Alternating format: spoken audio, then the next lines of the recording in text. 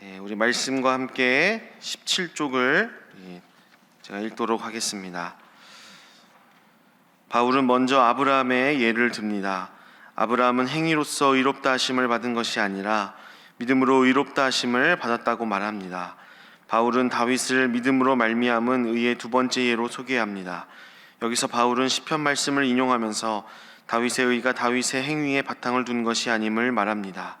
마지막으로 바울은 아브라함이 할례의 표를 받은 것은 무할례 시에 믿음으로 된 의를 인친 것이라고 말하며 믿음을 더욱 강조합니다.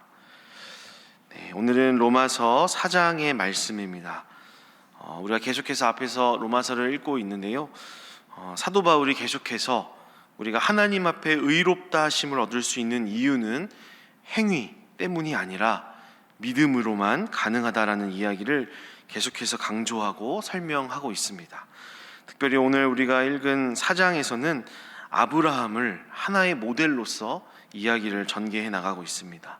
다시 한번 1절부터 2절까지의 말씀을 보시면 그런즉 육신으로 우리 조상인 아브라함이 무엇을 얻었다 하리요? 만일 아브라함이 행위로서 의롭다 하심을 받았으면 자랑할 것이 있으려니와 하나님 앞에서는 없느니라. 이렇게 말씀합니다. 아브라함도 하나님 앞에 의롭다 하심을 받은 적이 있는데 그것이 행위로 말미암은 것이 아니라 믿음으로 말미암은 것이었다라는 것을 이야기를 합니다. 언제 그런 일이 있었는지 3절에서 말씀을 합니다. 3절 말씀을 다 같이 함께 읽어보겠습니다. 시작. 성경이 무엇을 말하느냐? 아브라함이 하나님을 믿음에 그것이 그에게 의로 여겨진 바 되었느니라. 아멘. 이 말씀은요, 창세기 15장 6절의 말씀을 인용한 것인데요. 창세기 15장을 한번 생각해 보시면 하나님과 아브라함이 대화하는 그런 이야기가 나옵니다. 이때 아브라함이 아직 아들, 우리가 알고 있는 그 이삭을 갖기 전인데요. 하나님께서 아브라함을 처음 부르실 때에 내가 너로 큰 민족을 이루게 하겠다라고 말씀을 하셨는데 후손을 이을 아들이 계속해서 없어서 내 뒤를 이을 자는 나의 종 엘리에셀입니다 라고 하나님 앞에 매우 아쉽고 섭섭한 마음으로 그렇게 하나님 앞에 이야기를 했습니다. 근데 그때 우리 하나님께서 아브라함을 향하여서 이렇게 말씀을 하셨습니다. 창세기 15장 4절과 5절을 제가 한번 읽어보면 여호와의 말씀이 그에게 임하여 이르시되 그 사람이 내 상속자가 아니라 내 몸에서 날 자가 내 상속자가 되리라 하시고 그를 이끌고 밖으로 나가 이르시되 하늘을 우러러 뭇별을 셀 수 있나 보라. 또 그에게 이르시되 내 자손이 이와 같으리라. 이렇게 말씀을 하십니다. 이렇게 말씀을 하시니까 하나님 앞에서 아브라함이 어떻게 반응을 했냐면 그 반응이 바로 창세기 15장 6절 오늘 방금 읽었던 이 3절 말씀입니다. 아브라함이 여호와를 믿으니 여호와께서 이를 그의 의로 여기시고 라고 기록을 하고 있습니다. 다시 말하면 하나님께서 내 몸에서 날 자가 내 상속자가 될 것이다. 이 말씀이 아직은 이루어지지 않은 상태이지만 아브라함은 그 말씀을 하신 하나님 그리고 그 말씀이 이루어질 것이다 라는 것을 그저 믿었다라고 하는 것입니다. 그리고 그렇게 믿은 아브라함의 믿음을 보시고 그의 의로 여기셨다라는 것입니다. 다시 한번 정리하면 아브라함이 하나님 앞에 의롭다 하심을 받을 수 있었던 것은 아브라함이 제사를 잘 드렸거나 착한 일을 했거나 어떤 공로가 있어서가 아니라 하나님 그분을 믿었고 그분의 말씀을 믿음으로 의롭다 하심을 얻은 것처럼 우리 또한 마찬가지로 하나님 앞에 의로워질 수 있는 이유는 어떤 행위나 공로가 아니라 믿음. 예수님이 죄인인 우리를 위해 화목제물이 되어주셔서 우리에게 구원을 허락하셨음을 믿을 때 우리도 하나님 앞에 의롭다 하심을 얻을 수 있다라는 것을 오늘 아브라함의 예를 통해서 사도 바울이 강조를 하고 있다라는 것입니다. 근데 우리가 한번 생각해 볼 것은 왜 많은 성경의 인물들 중에서 아브라함을 하나의 모델로 제시했을까라고 하는 점입니다. 우리 생각이야 그냥 아브라함이 믿음으로 유명하고 또 훌륭하고 또 믿음의 조상 이렇게 이야기하니까 했나 보다 라고 우리가 생각할 수 있지만 여기에는 또 깊은 바울의 의도가 있었습니다. 지난번에도 로마서의 배경에 대해서 간략하게 말씀을 드렸지만 현재 로마 교회, 아브라함이 지금 로마서를 쓰고 있는 이 로마 교회에는 두 가지 부류가 있었습니다. 예수님을 믿고 회심한 이방인이 있었고요, 또 예수님을 믿고 회심한 유대인이 있었습니다. 이방인과 유대인이 있었습니다. 근데 이 두 부류가 갈등이 있었다라는 것이죠.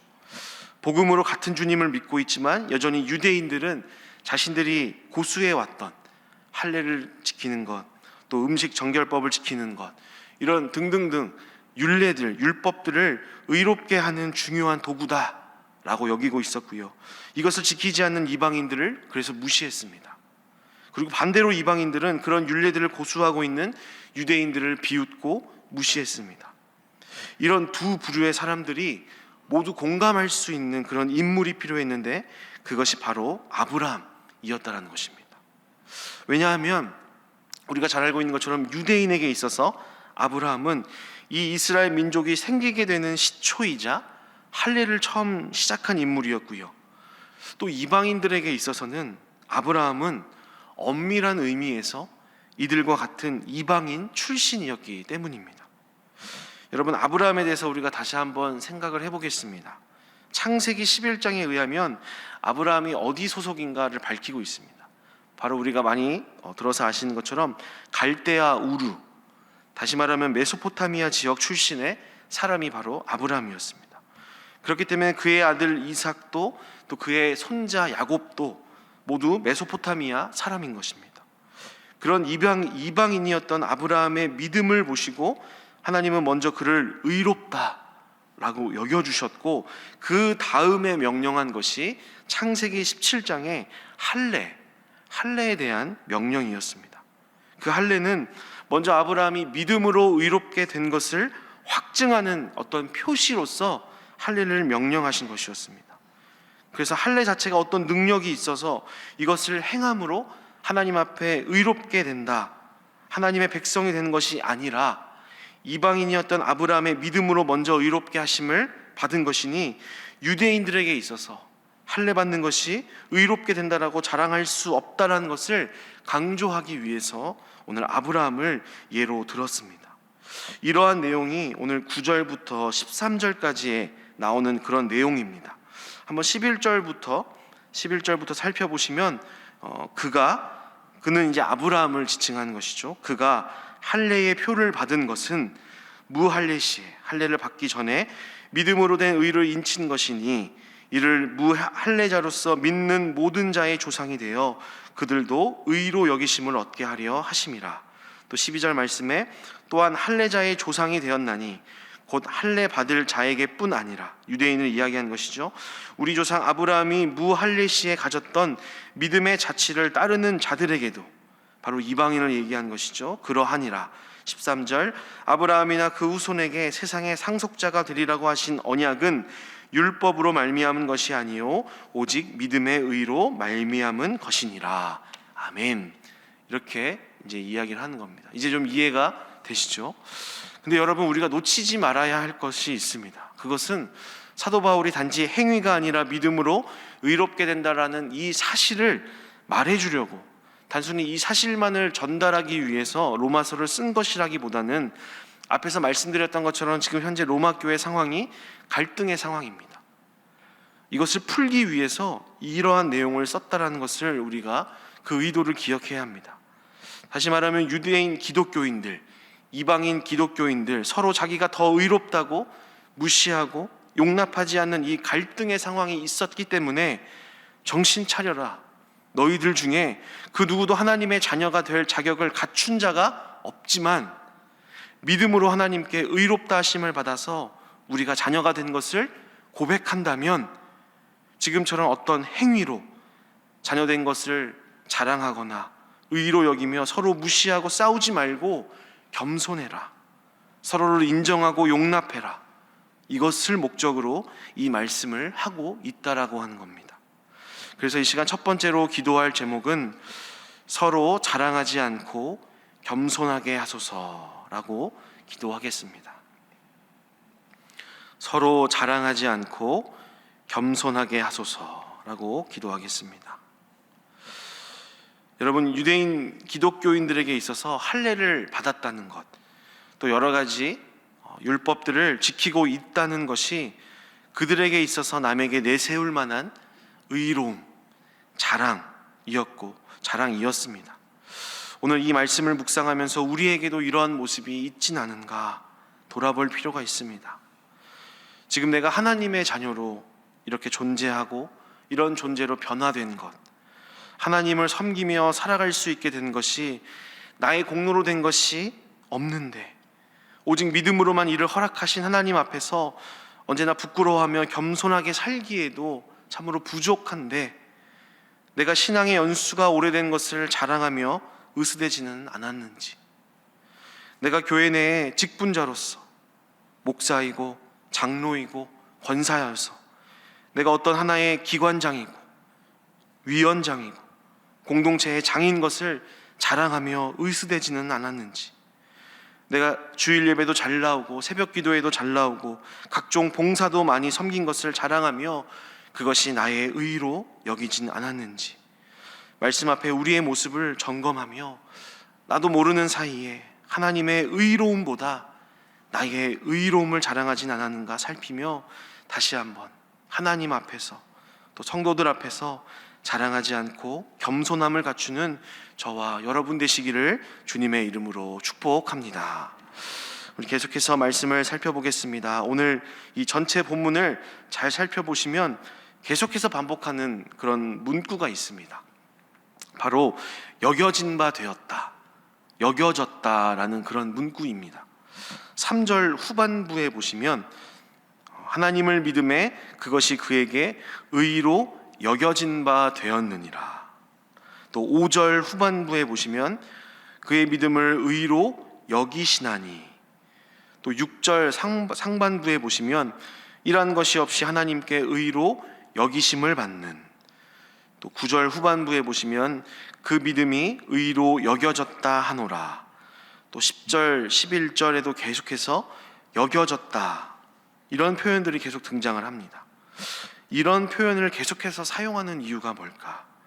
그것은 바로 앞에서 아브라함의 예시를 들어가면서 계속해서 우리가 행위가 아닌 믿음으로 의롭다함을 받을 수 있다라고 강조했지만, 사실 더 정확하게 이야기를 하면 우리가 의롭다함을 받을 수 있는 근거는요, 믿음 그 자체가 아니라 그 믿음의 대상이신 하나님 자신이 우리를 그렇게 여겨주시기로 했기 때문에 실상 우리가 의롭다 여기심을 받을 수 있는 것은 그 믿음의 대상이신 하나님 덕분이고, 하나님의 그 약속 덕분임을 잊지 말 것을 드러내고 있습니다.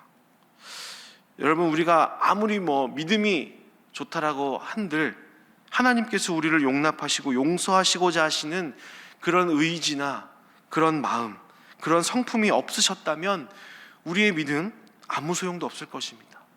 마치 기계적으로 우리가 믿음이라는 동전을 자판기에 넣었을 때 자동적으로 의롭다 하심이 나오지 않는 것처럼, 우리가 하나님께 죄 용서를 받을 때에도 우리의 회개나 우리의 믿음보다 더 중요하고 우선되는 것은 하나님의 사죄 의지입니다.